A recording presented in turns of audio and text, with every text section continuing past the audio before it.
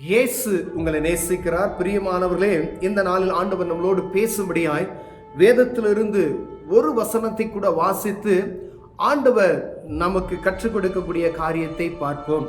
அது ஆதியாகம புஸ்தகம் 1வது அதிகாரம் 2வது வசனம் இப்படியாக சொல்கிறது: பூமியானது ஒழுங்கின்மையும் வெறுமையுமாய் இருந்தது, ஆழத்தின் மேல் இருள் இருந்தது, தேவ ஆவியானவர் ஜலத்தின் மேல் அசைவாடி கொண்டிருந்தார். தேவ ஆவியானவர் ஜலத்தின் மேல் அசைவாடி கொண்டிருந்தார். பிரியமானவர்களே, பூமியானது ஒழுங்கின்மையும் வெறுமையுமாய் இருந்தது. உலகம் தோன்றுவதற்கு முன்பதாக இந்த பூமி ஒழுங்கின்மையும் வெறுமையுமாய் இருந்தது, அது ஒழுங்கற்று இருந்தது என்று தெளிவாக வேதத்தில் ஆண்டவர் எழுதி வைத்திருக்கிறார். பிரியமானவர்களே, இது சத்திய வார்த்தைகளே எழுதி வைக்கப்பட்டிருக்கிறது. ஒருவேளை உலகத்தில் இருக்கிற அநேக கதை புத்தகங்கள் வித்தியாசமான அவங்க மனதில் தோன்றின கதைகளை எழுதி வைத்திருக்கிற எத்தனையோ புத்தகங்கள் உண்டு. ஆனால் இந்த வேத புத்தகம் பூமியில நடந்த உண்மையான நடக்கிற காரியங்களை, நடக்க போகிற காரியங்களை, நடந்த காரியங்களை ஆண்டவர் எழுதி வைத்திருக்கிறார். அப்ப இந்த பூமி உருவாகுவதற்கு முன்பதாக இந்த பூமி ஒழுங்கின்மையும் இருளும் வெறுமையுமாய் இருந்தது என்று வேதம் சொல்லுகிறது. பிரியமானவர்களே, ஆண்டவர் 6 நாள் ஒவ்வொரு காரியத்தையும் ஆண்டவர் இந்த பூமியை சிருஷ்டிப்பதற்காய் பரிசுத்த ஆவியானவர் ஆவியானவர் அசைவாடினார். பரிசுத்த ஆவியானவர் ஒவ்வொரு காரியத்தையும் நேர்த்தியாய் ஒழுங்கும் கிருமமாய், சூரியன் இங்கே தான் இருக்கணும், சந்திரன் இங்கே தான் இருக்கணும், பூமி இங்கே தான் இருக்கணும், தண்ணி இங்கே தான் இருக்கணும், ஒவ்வொன்றும் இந்த அதிகாரத்தை நீங்கள் முழுமையாக நீங்கள் வாசிப்பீர்களானால் ஒவ்வொரு நாளும் ஆண்டவர் அந்த ஒழுங்கை உருவாக்குகிறதை நாம் பார்க்க முடிகிறது. பரிசுத்த ஆவியானவர் ஜலத்தின் மீது அசைவாடினார். பூமி எங்கும் ஜலம் நிறைந்திருந்தது என்று வேதம் சொல்லுகிறது. எங்கும் தண்ணி நிறைந்து இருள் சூழ்ந்து ஒரு ஒழுங்கற்ற நிலைமையில இருந்ததை நாம் பார்க்க முடிகிறது. பிரியமானவர்களே, பரிசுத்த ஆவியானவர் வரும் பொழுது அது ஒழுங்கும் கிருமமாய் மாறுகிறதை நாம் பார்க்க முடிகிறது. அப்ப ஆண்டவர் பாருங்க, ஒரு மனிதனுக்குள்ளாக பரிசுத்த ஆவியானவர் கடந்து வருவாரானால் அந்த மனிதனுடைய எல்லா செயல்களும் அது சீராய் மாற்றப்படும் என்பதை நாம் அறியும்படி அழைக்கப்படுகிறோம். பிரியமானவர்களே, பூமி ஒழுங்கின்மையாய் இருந்தது. பரிசுத்த ஆவியானவர் ஜலத்தின் மீது அசைவாடினார். பூமியை 6 நாளுக்குள் அது சீரும் சிறப்புமாய் மாற்றிவிட்டார். இப்ப நம்ம பார்க்கிற பூமி, வானம், ஆகாயம், ஆகாய விரிவு அப்படின்னு சொல்லப்படுகிற காரியங்கள், சமுத்திரம், வெட்டாந்தரைகள் என்று சொல்லப்படுகிற காரியங்கள், இருள் வெளிச்சம் என்று சொல்லப்படுகிற காரியங்கள், சந்திரன், நட்சத்திரங்கள் அப்படின்னு சொல்லக்கூடிய காரியங்கள் எல்லாம் ஒவ்வொன்றும் நேர்த்தியும் ஒழுங்கும் அதன் காலத்துக்கு நேரத்தை குறிப்பதற்கு, இருளுக்கு பகல் இருள் என்றும் வெளிச்சத்தை கொடுப்பதற்கு அந்த பகல் என்றும் ஆண்டவர் ஒவ்வொன்றுக்கும் பெயர் வைத்து அதை அருமையாக மாற்றி சீராய் ஒழுங்கும் கிரமமாய் மாற்றினார். பெருமானவர்களே, அநேக நேரங்களில் நாம் பூமியை எப்படி உருவாச்சு அப்படின்லாம் சொல்லுவோம். பைபிளை வாசித்தீங்க அப்படின்னு சொன்னா பைபிளில் எல்லாம் எழுதி இருக்கிறது. இந்த பூமி எப்படி உருவானது என்றது அநேக வசனங்கள் இருக்கிறது.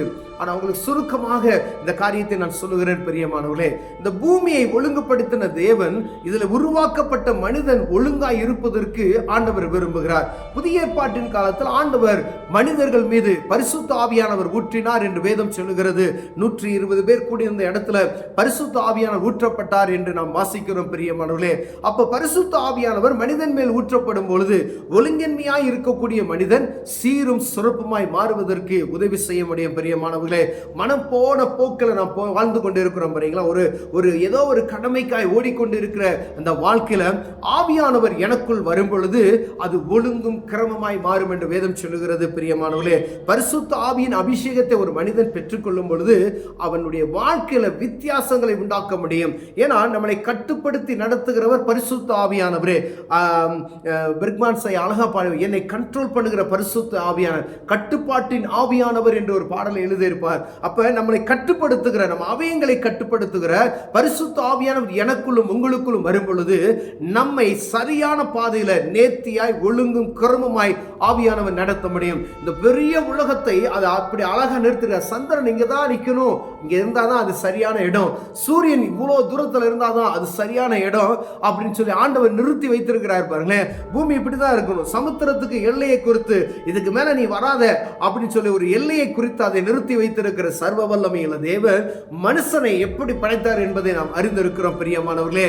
ஆனா மனுஷனுக்கு ஆவியானவர் அரும்பொழுது மனுஷன் சீராய் மாறுவதற்கு உதவி செய்ய முடியும் பிரியமானவர். அநேக நேரங்களில் பரிசுத்த ஆவியானவர் என்பதை யாரும் அறியாதபடி இருக்கிறோம். பரிசுத்த ஆவியானவர் இருக்கிறாரா அப்படின்ற சந்தேகம் கூட நமக்கு உண்டாகிவிட்டது. அநேக கிறிஸ்தவர்களுக்கே அது உண்டாகி இருக்கிறது.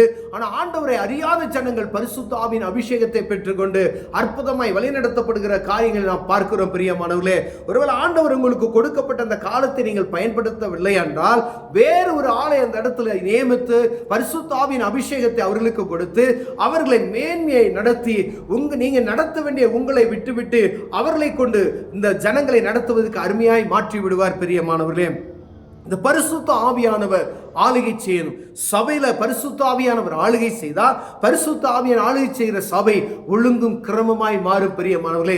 பரிசுத்த ஆவியானவர் செய்கிற ஆளுகை செய்கிற குடும்பம் ஒழுங்கும் கிரமமாய் மாறும் பிரியமானவர்களே. நீங்க பரிசுத்த ஆவியானவருக்கு விட்டு கொடுக்கும் பொழுது ஆண்டவரே இறங்கி வந்து என் வியாபாரத்தின் மீது அமரும் என்று சொல்லுவீர்கள். ஆனால் பரிசுத்த ஆவியானவர் நீங்க செய்கிற வியாபாரத்தில் அசைவாட செய்ய பொழுது அது ஒழுங்கும் கிரமமாய் மாறும். ஒருவேளை ஞானம் இல்லை, நமக்கு ஞானமற்ற சூழ்நிலை இருக்கிறோம். ஆனால் ஞானத்தின் ஊற்று பிறப்பிடமாகிய ஆண்டவர் அதை எப்படி நடத்தணும்னு சொல்லி ஆவியான அருமையாய் நமக்கு கற்றுக் கொடுப்பார் பிரியமானவர்களே. உங்க குடும்பத்தை ஆண்டவருக்குள்ள கைக்குள்ள ஒப்பு கொடுங்க.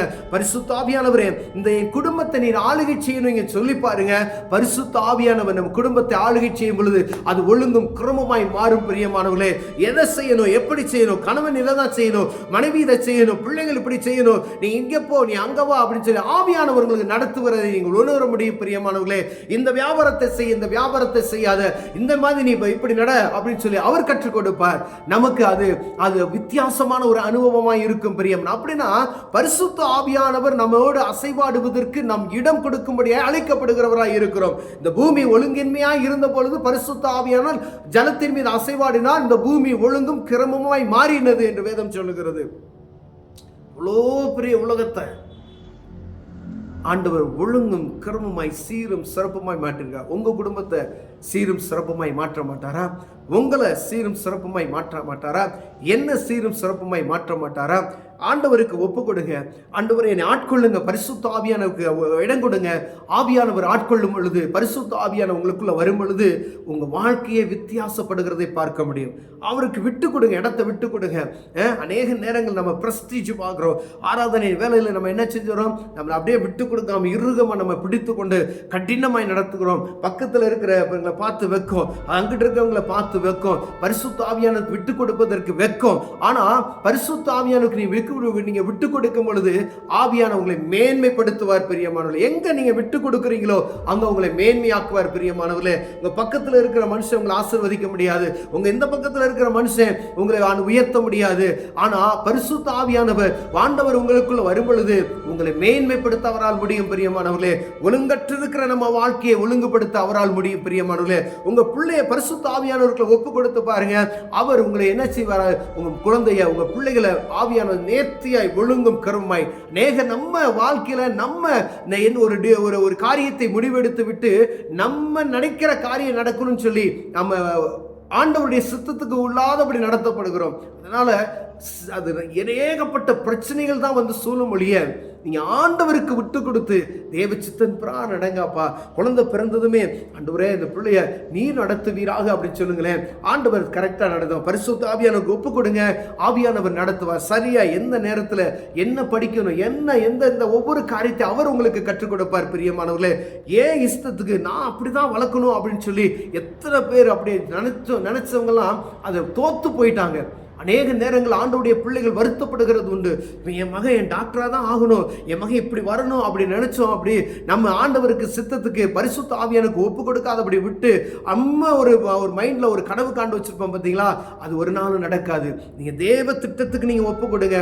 அவன் என்ன ஆகணும்னு சொல்லி ஆண்டவர், ஒருவேளை அவன் சாதாரணமான ஆளாக கூட இருக்கலாம், அவனுடைய பெரிய ஒரு படிப்பு இல்லாதபடி கூட இருக்கலாம். ஆனா அவனை நடத்த வேண்டிய வழியில் ஆண்டவர் நடத்துவார். மோசையை கொண்டு போய் எங்க சேர்த்தாரோ அவர் பரிசுத்த ஆவியானவர் கரெக்டா ஒரு இடத்துல கொண்டு போனார், அங்கு பழக்க வைத்தார். அங்கிருந்து வரும்பொழுது பல லட்சம் ஜனங்களை நடத்துவதற்கு ஆண்டவர் அவரை பயன்படுத்தினார். பிரியமானவர்களே, பாருங்க, ஒரு ஒரு ஒரு குழந்தையை தத்தெடுத்து வளர்க்கக்கூடிய ஒரு காரியம், ஒரு அரண்மனையில ராஜாவை போல வளர்கிறார். ஏன் பழக்குவிக்கிறார்? எல்லாவற்றையும் நடத்துவது, ஒரு பெரிய ஜனக்கூட்டத்தை நடத்த போற அவர்களை வழி நடத்துவதற்கு, அவர்களுக்கு எல்லாவற்றையும் கற்றுக் கொடுக்குவதற்கு அங்க உருவாக்குகிறதை நாம் பார்க்க முடியும். இப்ப பரிசுத்த ஆவியானவருக்கு நம்மையும், நம்முடைய வாழ்க்கையும், நம்ம குடும்பத்தையும், நம் வியாபாரத்தையும், சபையையும், எல்லா காரியத்தையும், வியாபார ஸ்தலங்களை எல்லாம் பரிசுத்த ஆவியானுக்கு விட்டு கொடுக்கும் பொழுது ஆவியானவர் நடத்துவார். பிரியமானவர்களே, அதுல ஒரு குறைவு இருக்காது, அதுல மேன்மை மாத்திரமே பார்க்க முடியும். எப்படி இப்ப உலகம் அப்படியே ஒழுங்கும் கிரமமா இருக்கிற, ஒருவேளை மனுஷ சீர்குலைக்கலாம், ஆனா ஆண்டவர் படைத்த ஒருவருக்கு சீர்குலைக்க முடியாது.